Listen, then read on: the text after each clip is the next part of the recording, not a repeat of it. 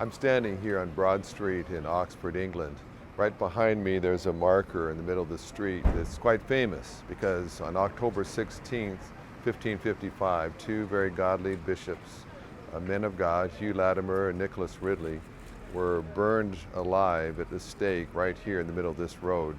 Queen Mary, Bloody Mary, was trying to push back against the Protestant inroads in England, and these two godly men both were put in the Tower of London and urged to recant and turn back from their heretical beliefs, but they held firm to the scriptures, said they can't deviate from what the Bible teaches, even if it meant their life. And so on this particular day, those two men were put right there in the middle of the road, and large amounts of wood were piled around them both as they were tied to a stake.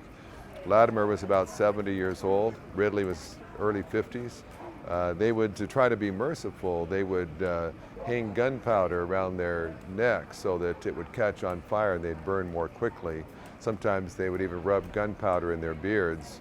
Apparently, Latimer was overcome by the smoke quite quickly and died, but Ridley continued to linger on, and if you can imagine the excruciating pain of the wood burning away at you, and yet he didn't take his life. And so at one point Ridley actually cried out, "I can't burn, I can't burn." And so it was a horrific way to die. Apparently, legend is, there's some speculation whether this happened or not, but the legend is that at a certain point, Latimer yelled back to the younger Ridley behind him, have comfort, take comfort, and play the man, Master Ridley, because today we're lighting a candle that may never be put out by the mercy of God.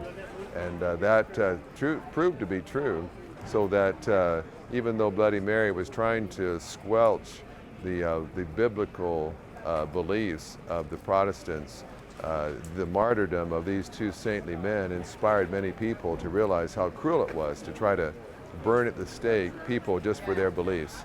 And so this is a very special place in the street, even though crowds of people now gather around and shop at the stores. Cars drive back and forth over this spot.